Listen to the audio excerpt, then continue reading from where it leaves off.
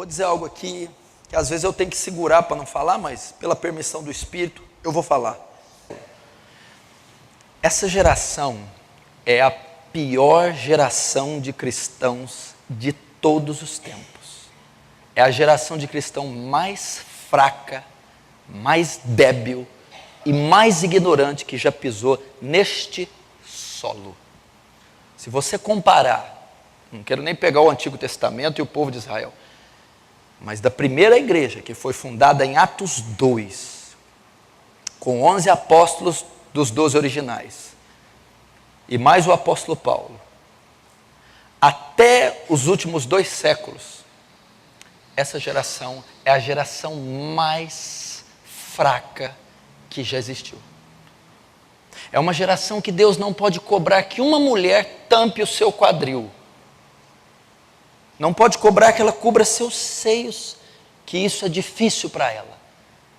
É caso de se desviar da igreja, Deus pedir que vista com decência.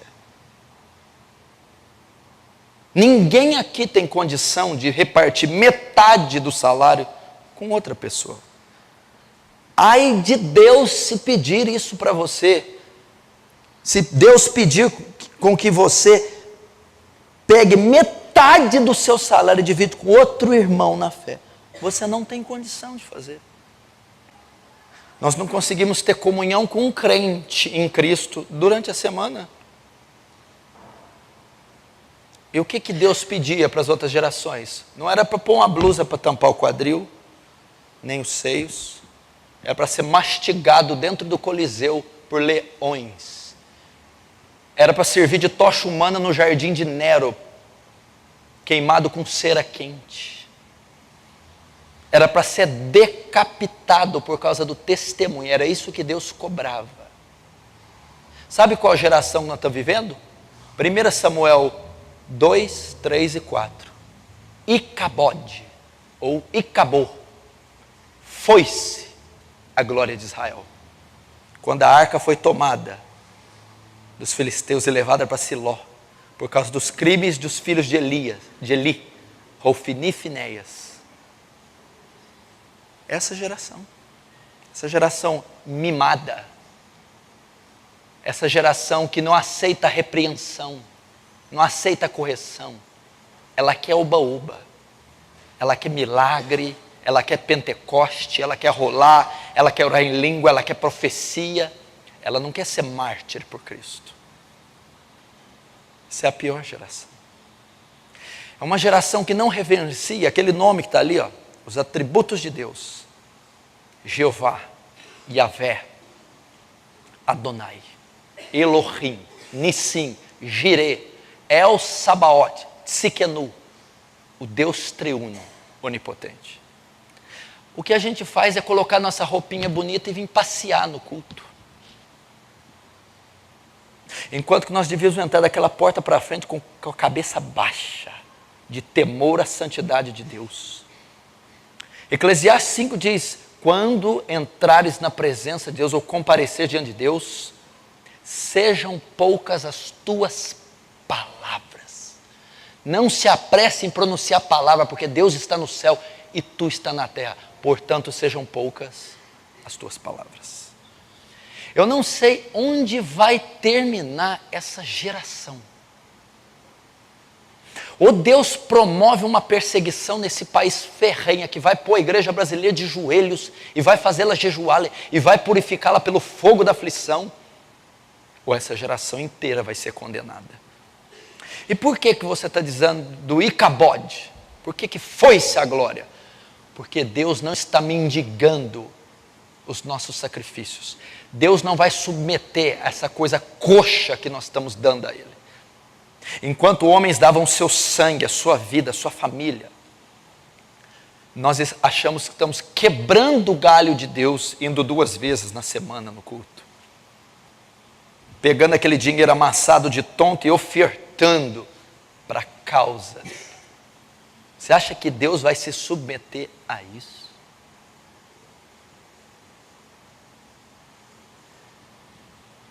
Onde está acontecendo o avivamento na terra? Não está tendo avivamento em lugar nenhum do globo terrestre. Não. Aonde está vendo milagres? Eu não estou vendo nenhum cego ver. Aonde você está vendo? Eu não estou vendo nenhum paralítico de nascença de 38 anos andar.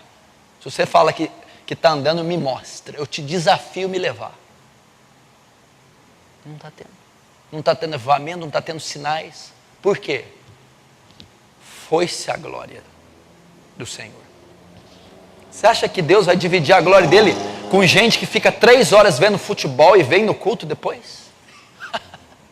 Você acha que Deus vai mostrar o poder, a Shekinah dele a um menino, a um jovem que fica jogando 3 horas de videogame, 5 na internet? Você está achando que Deus está mendigando sacrifício? Que Deus está implorando para vir? Você acha que Deus vai se submeter a isso? Pessoas que firmam seu relacionamento e vêm para ser abençoado, ou seja, eles não têm vida com Deus, não amam a Deus, não querem a Deus. Depois que tomam suas decisões sem consultar a Deus, querem a bênção de Deus. Vai sozinho com o teu namorado, com o teu noivo, com a tua namorada, com a tua noiva. Deus não tem nada com isso.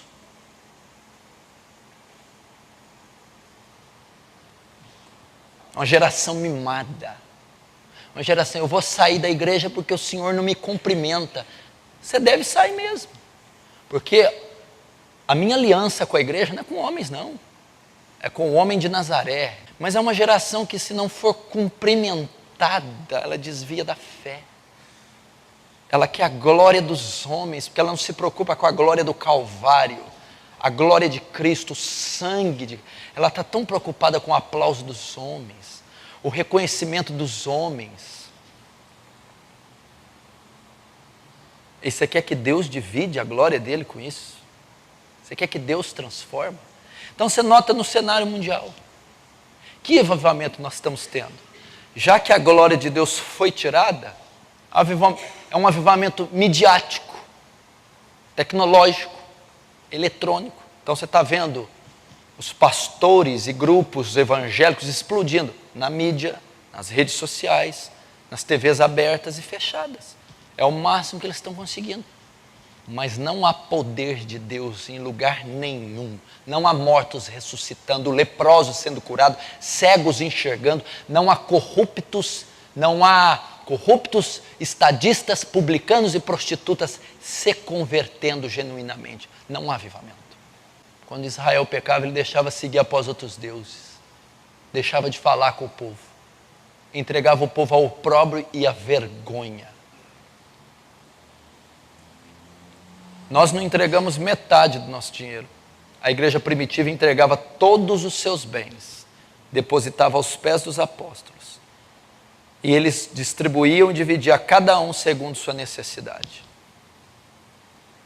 Ele pediu para quando me pedirem a túnica, eu der também pedir a capa, eu der também a túnica. Quando me pediu para andar 1 milha, eu ir 2. Quando eu emprestar, não requerer de volta. A Bíblia diz: agradável é à vista do Senhor a morte dos seus santos.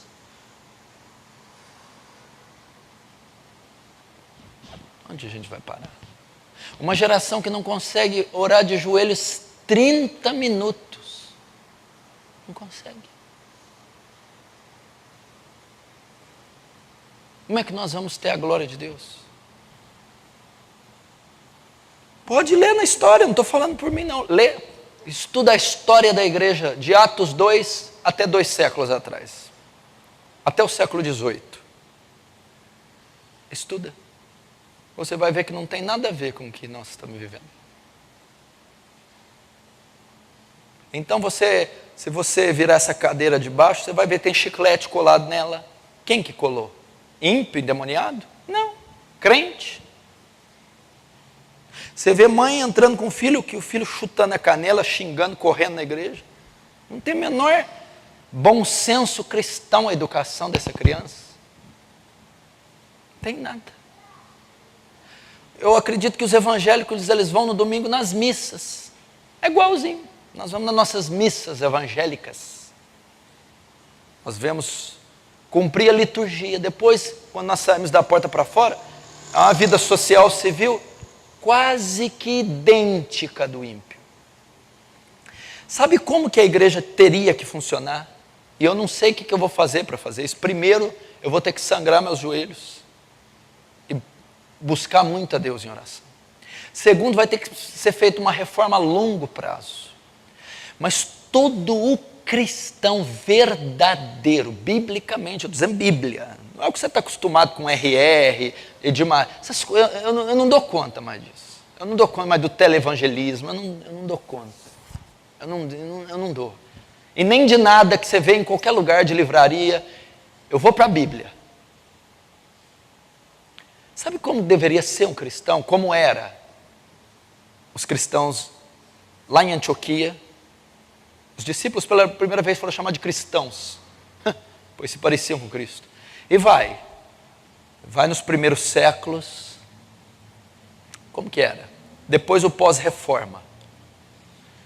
A igreja, que é coluna e baluarte, ou firmeza, ou pilar da verdade.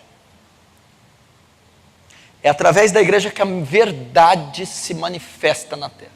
1 Pedro diz assim, para que através da igreja, tá, qual é o propósito da igreja? Pedro vai falar, a multiforme sabedoria de Deus, através da igreja, nós, eu e você, a comunidade do povo, a comunidade dos santos, o corpo místico de Cristo unido na cabeça, a igreja. Para que através da igreja, essa instituição, esse estabelecimento, a multiforme sabedoria de Deus seja conhecida de principados e potestades.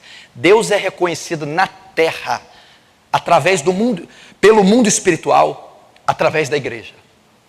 Quando o inferno que domina essa dimensão vai atuar e ver uma igreja estabelecida, ali está o reino de Deus, está a ciência de Deus, Deus é conhecido. Principados e potestades físicos também. As ordens governamentais. É através da igreja que o reino é estabelecido, que a causa é conhecida. Onde eu quero chegar? Como deveria ser? Onde estivesse estabelecida uma igreja, onde tivesse plantado uma igreja, um cristão, tem que haver ali uma influência por parte da igreja, um impacto. Vós sois sal da terra e luz do mundo. Não se esconde uma lamparina debaixo de uma mesa, no alqueire, mas no velador para que ela brilhe. E se o sal for insípido, para nada presta, para ser pisado pelos homens. Então, está dizendo que você tem propriedades de salgar e de evitar a corrupção. O sal faz isso. O sal impede o alimento de corromper e o sal dá sabor. E a luz alumia as trevas. Significa, onde tem uma igreja plantada e um cristão, ele tem que influenciar. Eu vou dar exemplo aqui. Um menino desses, o fato dele ser cristão, dentro de uma classe de 40 minutos, deveria, só a presença de um cristão genuíno dentro de uma classe, tem que inibir a professora ímpia de falar um palavrão. Porque a influência daquele garoto é tão santa, é tão imponente a influência dele, que a professora tem que ficar inibida de fazer chacota de Deus por causa daquele garoto que está influenciando aquela classe inteira com a sua conduta, vestimenta, modo de viver. Um garoto de 15 anos numa sala de 50, 40, 60 alunos. Aquela escola deveria ser marcada, se tiver 2, 3, 5 cristãos, num período onde estudam 600. Ela deveria ser marcada pela presença desses 2, 3, 5, 10 cristãos verdadeiros, que se vestem diferente, têm um vocabulário diferente, que têm uma conduta diferente, e ia causar um atrito, um burburinho naquele lugar. Porque é a luz iluminando as trevas. É o sal dando sabor e evitando a corrupção. O que é isso? Restringindo a corrupção. É assim você que é aluno na tua classe? Esse é o papel da igreja. Imagina Estevão estudando. Estevão, na 8ª série. Seguramente ia ser igual a você.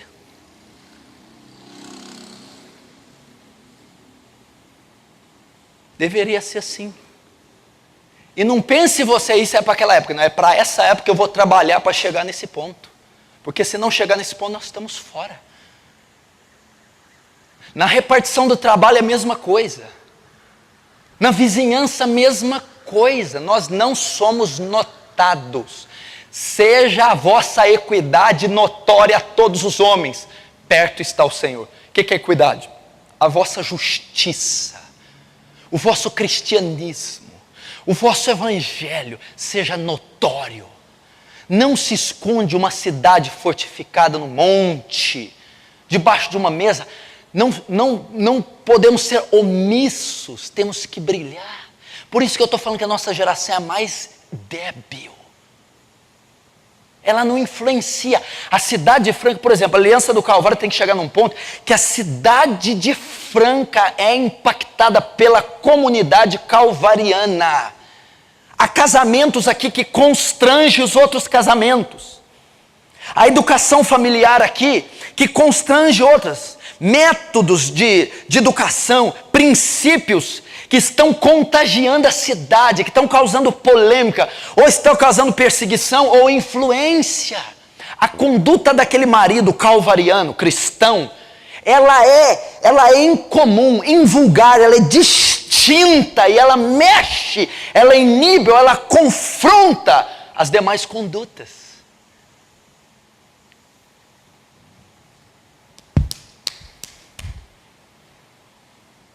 Você está entendendo? É assim toda a Bíblia.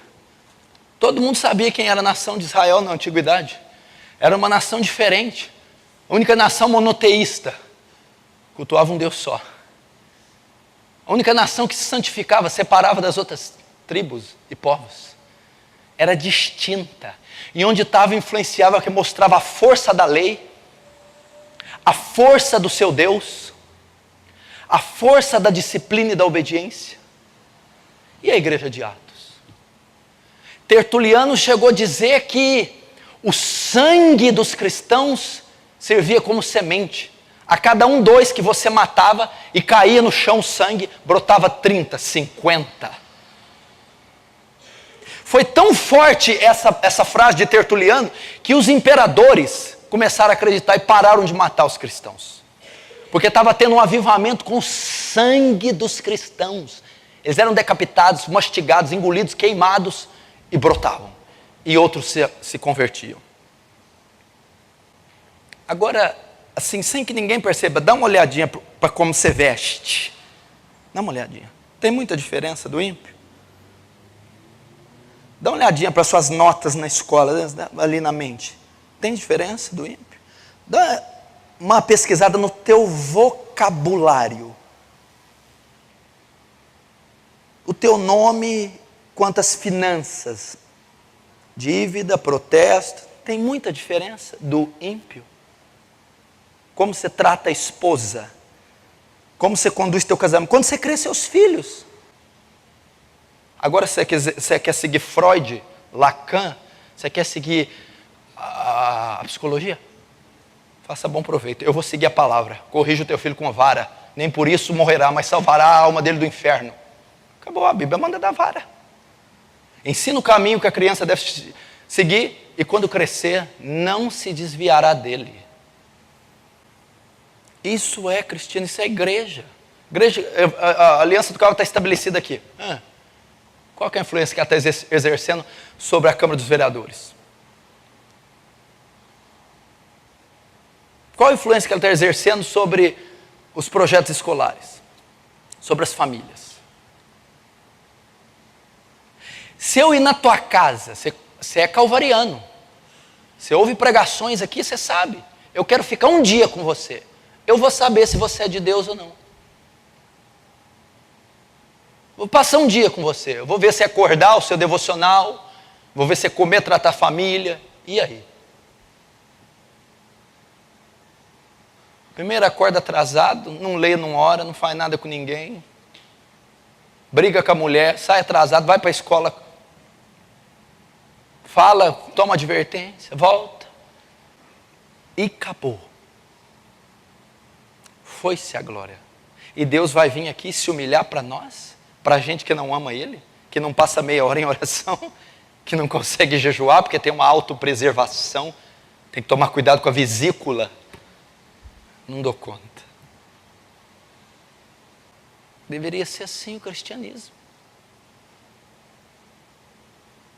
Está aqui, em toda a Bíblia. Onde tinha riqueza em Atos? Começa Atos 2 e vai.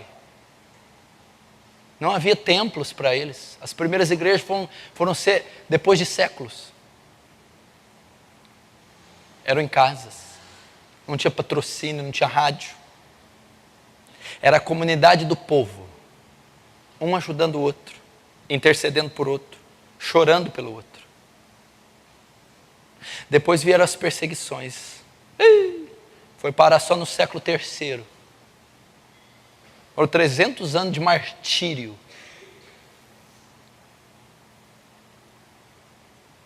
Você tem medo de pregar no teu emprego, você tem medo de perder o emprego e perder R$700.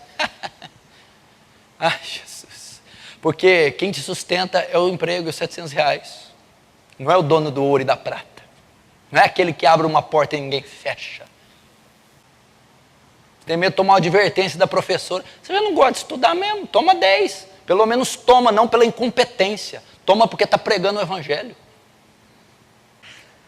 Imagina se Paulo pregasse aqui: quem casa faz bem, quem não casa faz melhor. Desvia metade do solteiro. Quem não casa faz melhor? Estou fora. Aos solteiros eu dou um mandamento: que fique como eu estou. Mas se não pode, case, mas os tais terão tribulação na carne. Eu quero ter tribulação na carne. Eu quero sofrer.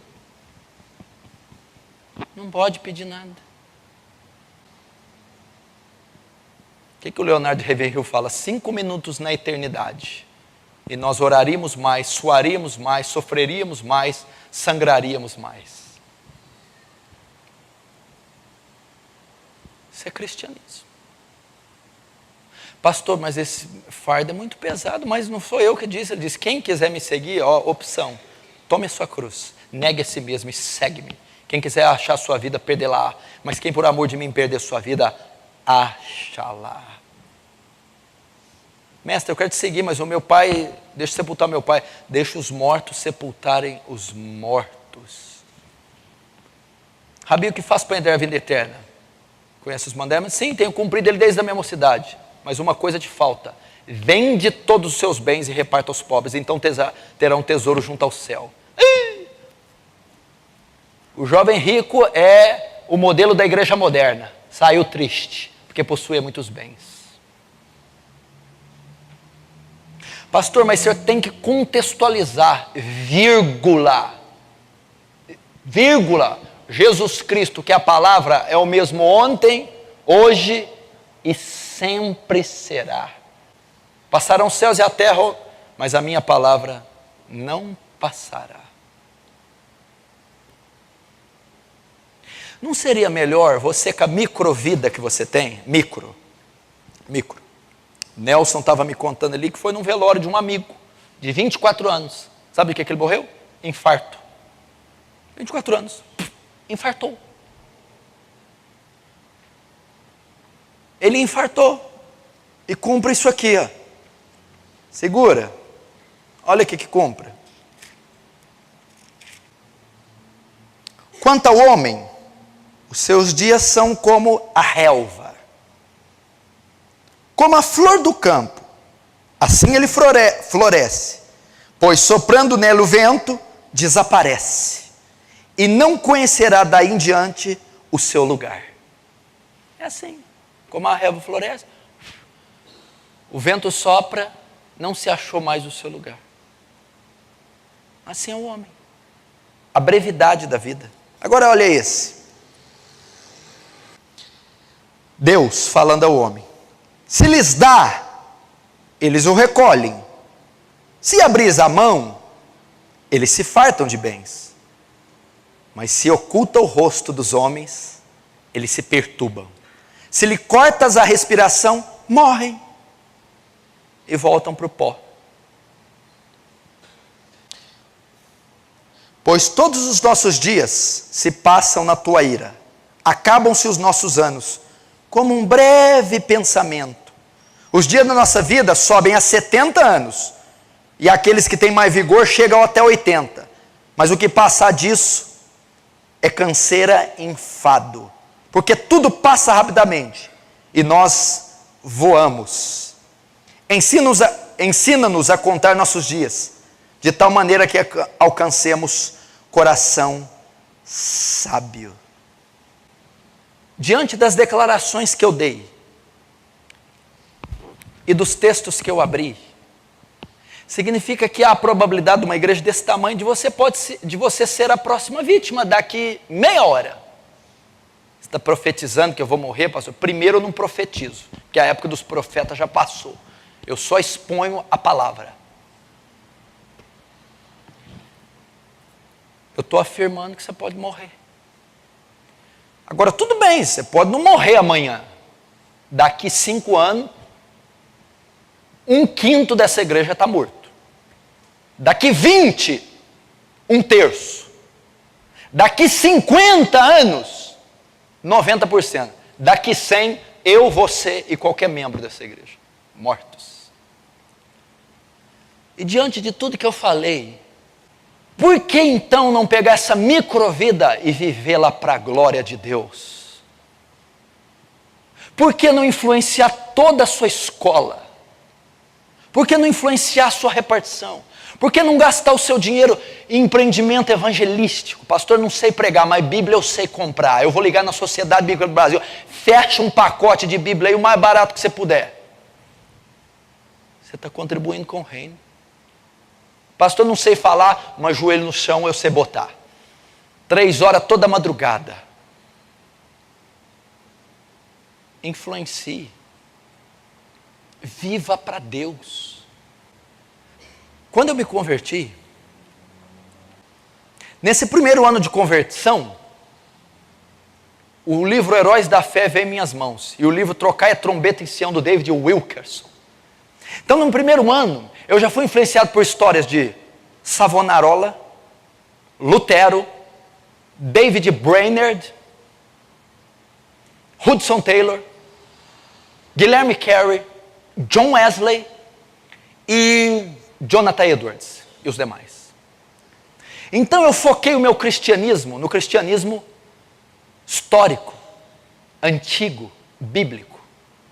E a maior figura escriturística, canônica para mim, o meu maior exemplo, o meu maior modelo cristão de pastor, obreiro e cristão foi o apóstolo Paulo. Então o meu modelo era os heróis contemporâneos, até de 2, 3 séculos, e o modelo do apóstolo Paulo. Por que eu só falo disso? A Bíblia diz assim, o que fala a boca, o coração está cheio. Esse homem só fala de puritano, Paulo, Moisés, glória, santidade. Então você já pode descobrir o que está no meu coração. O que fala a boca é o que está cheio o coração. E eu não falo isso hoje nem ontem. Pergunta para os meus primeiros discípulos. Desde o dia que eles me conheceram, eles já conheceram Lutero, Brainerd, Wesley, apóstolo Paulo, Moisés, Elias e Estevão. Eu sonho com avivamento nessa igreja e nessa cidade. Eu sonho o prefeito dando aquela concha acústica do centro, fechando a Major Claudiano e a Monsenhor Rosa e tendo um ajuntamento espiritual e gente saindo do comércio, do terminal rodoviário, da Pernambucana e se aglomerando ali recebendo a Jesus. Isso pode acontecer, mas tem que ter um esquadrão junto comigo de joelhos, gente disposta a conhecer o cárceres, a orar, a passar horas a fio. O que você está vendo aqui não é produto do acaso nem da soberania de Deus. Ah, isso aí deu certo, foi acidente de percurso. Então estou te chamando para isso. A vida passa. Como a relva e a flor que o vento sopra e não se achou mais o seu lugar. Se lhes retira a inspiração, morrem. Voltam para o pó. Pelo menos chega diante do trono de Deus com dignidade. Servo bom e fiel, entra no gozo do teu Pai. Se você tem o dom de ajudar financeiramente, pelo amor de Deus, enfia esse dinheiro no bolso, ajuda as pessoas. Se você tem o dom de visitar, abraça, visita, vai a asilos, hospitais. Se você tem o dom evangelístico, respire almas, sonhe com almas, busque, chore pelas almas. Se você tem o dom de ensinar, ensine. Olha Paulo ensinando na escola de Tirano, na sinagoga, no Areópago, em Filipos, nas Tessalônicas, na Caia, na Bereia.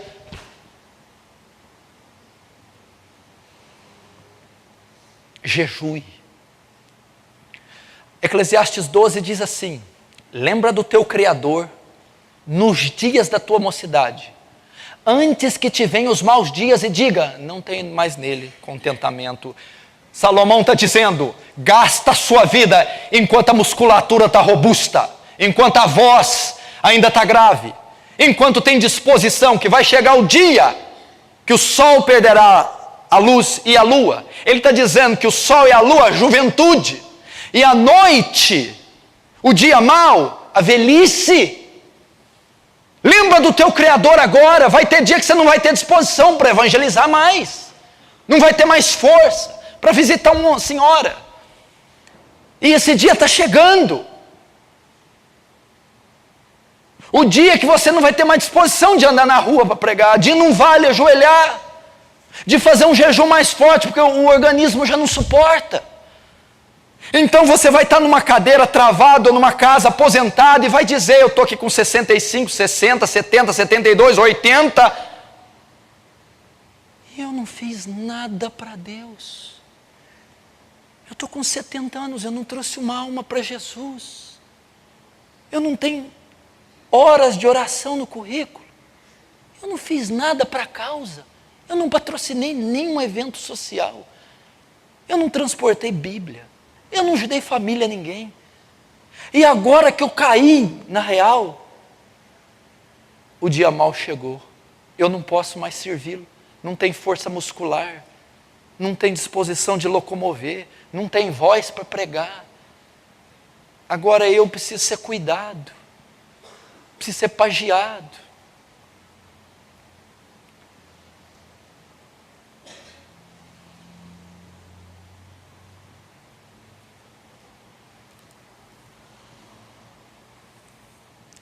Essa é a palavra que Deus quer falar conosco. Você tem duas opções. Você foi dotado de volição. Eu não quero isso aqui não. Você vai encontrar uma igreja que até a almofada é mais gostosa, o assento. Aí está tocando um saxofone de fundo. Quem sabe passa até gente vendendo amendoim no corredor. E vai falar assim, Deus está aqui. O milagre vai acontecer. Receba, receba. Ai, você vai embora nas nuvens. Se você quer viver essa graça barata, esse evangelho suíno, eu te dou liberdade. Agora, se você quer ser um mártir diante de Deus, se você quer morrer, ver os céus abertos e o Filho de Deus à destra do Pai, e dizer, não impute a eles esse pecado.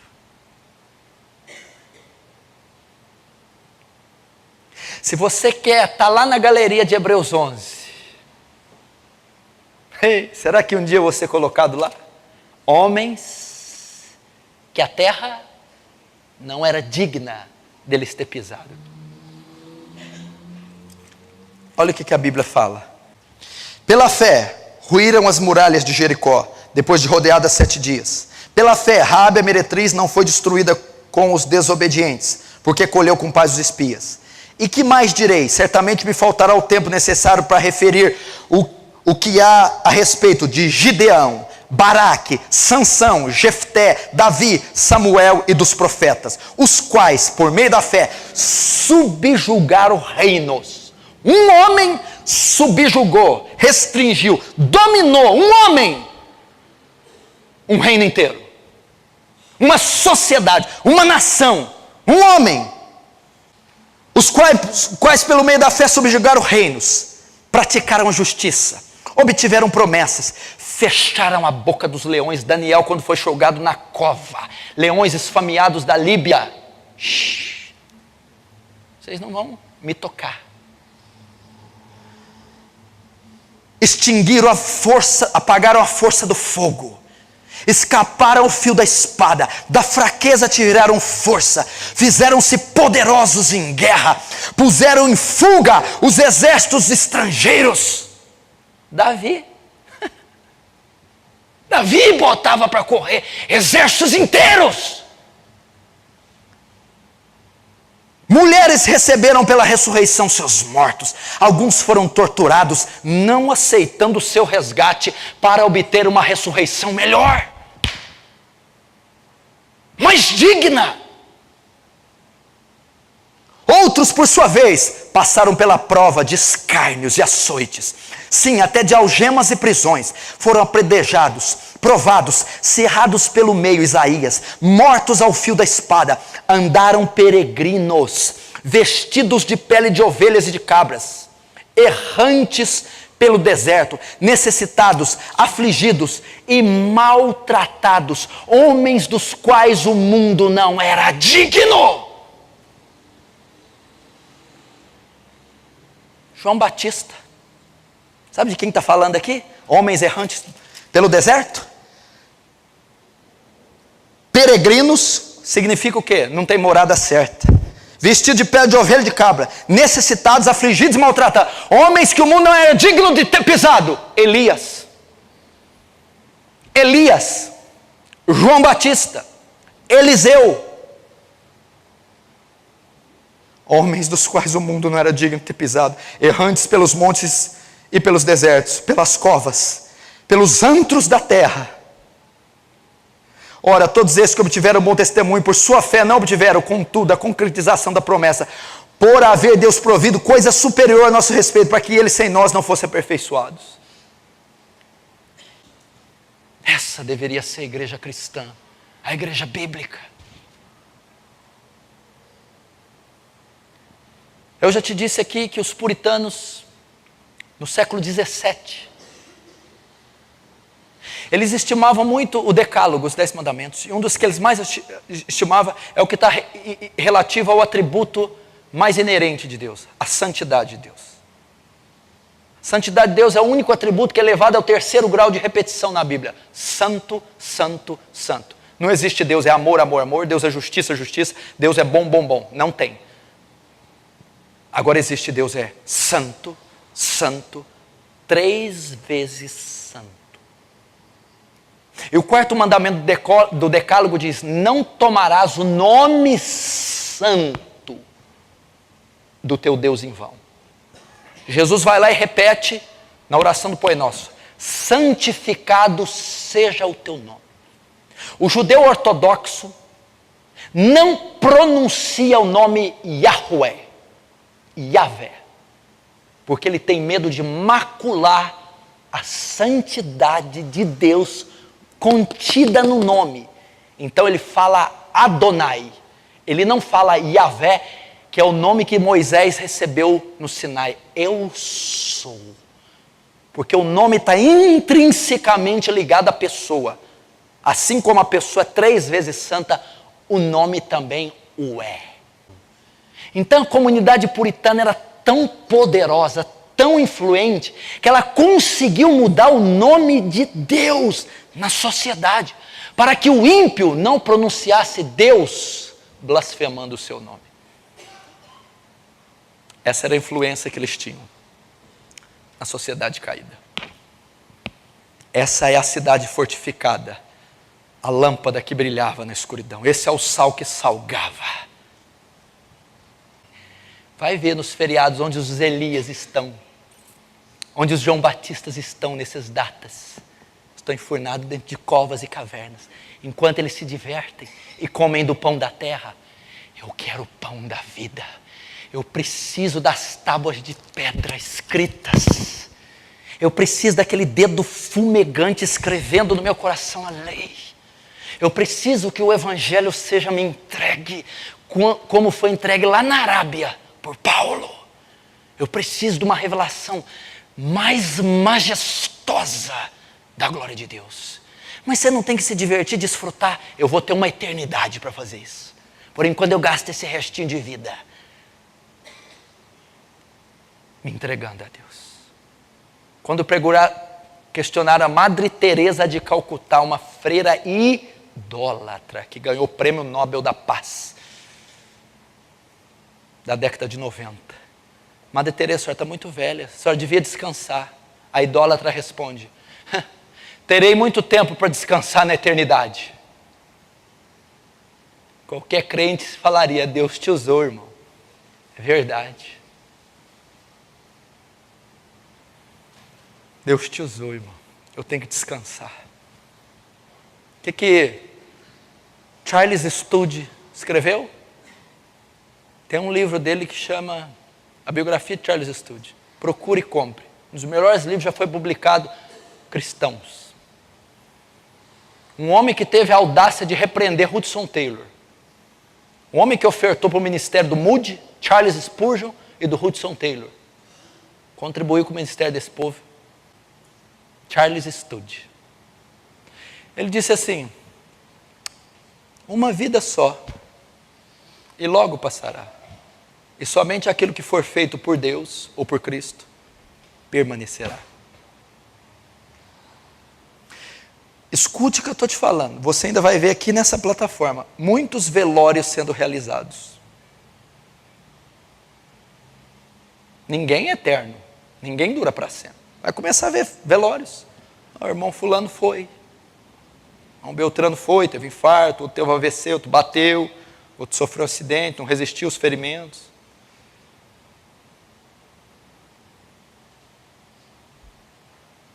Vamos viver essa vida para Deus. Eu queria gritar olhando para os céus, as estrelas e a lua: Jeová, eu te amo! Me consome! Não há prazer maior que isso. Não é imposição. Davi disse: deleito-me em fazer a tua vontade. O que Davi está dizendo? A mesma coisa que os corintianos se deleitam em ver um jogo da Fiel, se deleitam em comer uma boa comida, se deleitam no prazer, no sexo. Eu me deleito em fazer a vontade de Deus. Eu tenho prazer, minha adrenalina sobe quando eu estou fazendo a vontade de Deus. 1 João diz, o apóstolo do amor: os seus mandamentos não são penosos, não são pesados. Quem te disse? Mandamento é pesado para quem não ama. Para quem ama é fácil. É com prazer. Todos nós devíamos ser Simão Sirineu, ajudar a carregá-lo à cruz junto com ele. Estar junto com ele. 1 João diz assim, esse versículo aqui, ó, gela a espinha. Não sejamos envergonhados com a tua aparição. O Filho do Homem, quando voltar, achará fé na terra? Ai, que vergonha, meu Deus, que vergonha. O Filho do Homem voltar, vai ver nós naquela rotina tão... Ai, que vergonha.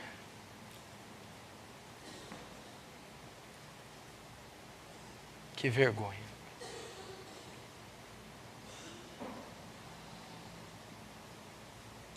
Que o Filho do Homem volte e você esteja no campo missionário. Que você esteja sendo perseguido. Que você esteja nas cavernas, covas e valados anunciando a fé. Que esteja nas vigílias acordado de madrugada no seu quarto.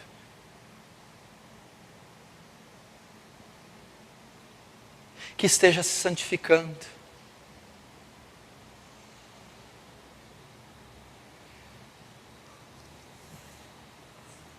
E Ele está muito perto de retornar. Nós precisamos acordar, igreja. Eu não quero que você fique pesado, eu quero que você fique, para de pregar logo, que eu já estou tudo na minha cabeça, o que eu vou fazer. Eu não vou envergonhar mais, meu Deus, eu não vou, eu prometo. Chega de vender. Você critica Judas porque vendeu ele por 30 moedas, você está vendendo mais barato. Você está vendendo por alguns reais. Pela internet. Programas. Mentiras.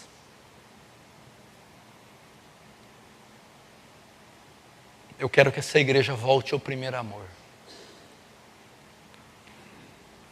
Eu quero que alguns aqui voltem a ser radicais. Quanto que esses meninos aqui precisam? Olha esse menino ali, o pastor Luiz. Ele jejuou uma vez 10 dias só com água. Se a família dele soubesse que ele jejuava, processava eu e prendia ele. Ele jejuou 10 dias sem que nenhum membro da família dele soubesse. Tamanha era a sede, o desejo, a audácia. Ele foi orar comigo no vale um dia sem que ele soubesse que era uma perseguição ferrenha desses pais. Até às 6 da manhã ele voltou, entrou na casa dele sem que ninguém acordasse, soubesse, pulou a janela e foi para a cama. Orou a madrugada inteira sem que ninguém soubesse, retornou a casa sem que ele soubesse. O que motivou isso? Não tinha ministério, não tinha nada. A cruz de Cristo, o santo evangelho, a dor de Deus. Temos que retornar a isso. Jejuns, orações. Vocês meninos já passaram cada coisa comigo. Intimação de polícia, pai perseguindo, gente, o diabo. Pergunta se ele estava envolvido em pecado. Você estava ficando com alguém. Era oração, era vigília, era pregação, era evangelismo, era jejuns. Eles não queriam casar, não queriam mulher, queriam ser profetas, queriam fogo santo, queriam ser evangelistas. Enfrentava leões, enfrentava a carne, os desejos, os pais, para terem mais de Deus. Isso tem que voltar. Tem que voltar. Era uma sede tão grande, um desejo tão grande. Nós íamos orar terça-feira, eu, o Tiago, o Wagner e o Nelson. No outro dia eles iam trabalhar, estudar. Nós orávamos até às 6 da manhã. Terminava, ia para o sítio posto, tomar café e ia para o trabalho direto. Era tanto desejo de Deus. Era tanta fome que não importa se é feriado, dia santo, se vai trabalhar, eu encaro. Saímos de lá cantando junto com os pássaros, cheios da presença.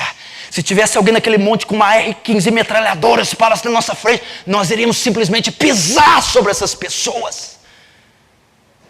Simplesmente não íamos reconhecer a força da pólvora, porque havia tanta potência de Deus nesses meninos. Quando eu me converti, eu era de uma igreja, eu passava toda sexta, de sexta para sábado e sábado para domingo, orando até às 6 da manhã. A vigília da sexta-feira começou comigo.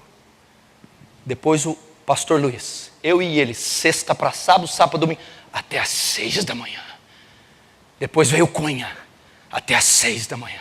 Depois o Caio Baez, que é de Campo Grande, não está aqui mais, até às 6. Depois o pastor Danilo, o abortivo, até às 6 da manhã. Por que orávamos? Orávamos 3 horas ou 2 horas só por nós. As outras 2 horas orávamos pela igreja local. E as outras 2 horas orávamos pela cidade de Franca. Toda sexta, 2 horas pessoais, 2 horas pela igreja local e 2 horas pela cidade. Toda sexta para sábado, todo sábado para domingo. 3, 4 anos ininterruptos. Orando para um derramar do Espírito, orando para a glória de Deus, orando. Era uma coisa insaciável, você não tem ideia. Era insaciável, era uma coisa que não tinha limite. Era uma coisa colossal, gigantesca. Eu não estou dizendo de coisa que eu li num livro.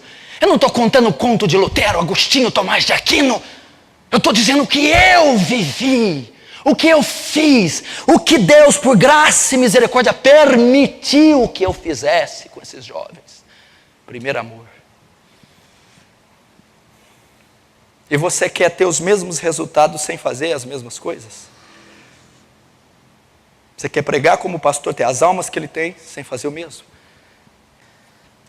É isso que Deus está exigindo de nós. Eu acredito que Ele quer isso. Você imaginou o dia que aquela porta tiver com a faixa amarela, fechado pela Polícia Federal? Meia dúzia preso, encarcerado, outro respondendo processo, e um sendo torturado para negar a fé? Eu quero ver. Quando estiver reunindo nos galpões, escondidos na igreja subterrânea, eu quero ver quem que é crente. Eu quero ver se essas menininhas sensuais vão resistir. Se os cabelinhos arrepiados vai sentir, os menininhos bombados. Eu quero ver. Porque se Deus permitir, e eu estou com a leve impressão que vai vir, que a igreja brasileira vai passar pelo fio da espada. A Bíblia fala, meu amigo, princípio das dores.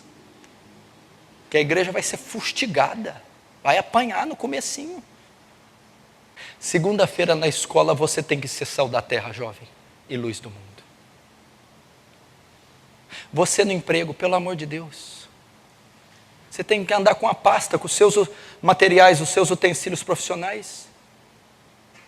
E um kit de evangelismo, CD, folheto, bíblias. Um coração inflamado e uma boca pronta a pregar em tempo e fora de tempo. Você tem que parar no meio do seu itinerário profissional e dobrar o seu joelho dentro de um banheiro, de uma sala. Pedir graça, interceder por um pecador local. Você às vezes vai ter que parar, pôr a mão num poste, porque vai sentir o soluciador de Deus por pecadores que você vai ver à torta e direito. Eu tenho pensado, orado por isso eu quero projetar esse evangelismo. O material, as classes, as aulas, a estrutura para receber esse povo. Mas todavia o avivamento começa em nós primeiro, no nosso coração. Primeiro vocês têm que ser levados. Eu não queria que ninguém ficasse pressionado, mas que jovens fossem me procurar, não causou nenhum peso em mim. Causou um desejo. Causou uma vontade. Eu quero. Eu não sei. Me ensina, pastor. Eu não tenho. Me leva a ter. Me dá. Eu preciso. Eu quero. Se eu não tiver, eu prefiro não existir. Eu não quero viver se for inimigo de Deus. Pedra de tropeço. Incircunciso. Não. Eu não quero vir só nos domingos. Eu quero Deus. Me dá Deus. Eu preciso de Deus. Eu quero influenciar. Eu quero honrar o meu Pai, o meu Senhor, o meu Salvador. Eu quero. Eu preciso. Me dar. Só para terminar um adendo aqui. Você que está em cima do muro, decide, meu filho. Vai com Cristo ou vai com Satanás? Quem dera fosse frio ou quente, mas porque és morno, vomitar-te-ei da minha boca. Você acha que não tem morno aqui? Decide, rapaz. Vira homem, toma tua posição, deixa de ser moleque. Assume a tua posição no reino, no corpo de Cristo, na sociedade. Ou vai seguir Baal? Porque enquanto você ficar em cima do muro, mais juízo você está trazendo para si. Decida. Sai do muro. Quer seguir Belial, a porta está aberta e ela é larga, gostosa, espaçosa. Lembra de Elias? Por que cochear em dois pensamentos? Se Deus é Baal, siga. Se é Deus, siga-o.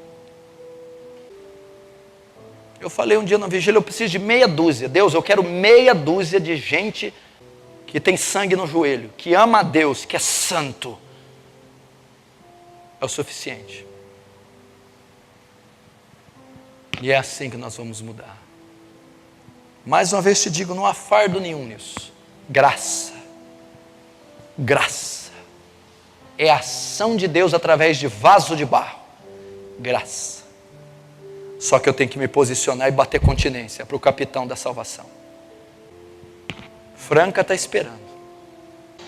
Franca está gemendo, com dores de parto.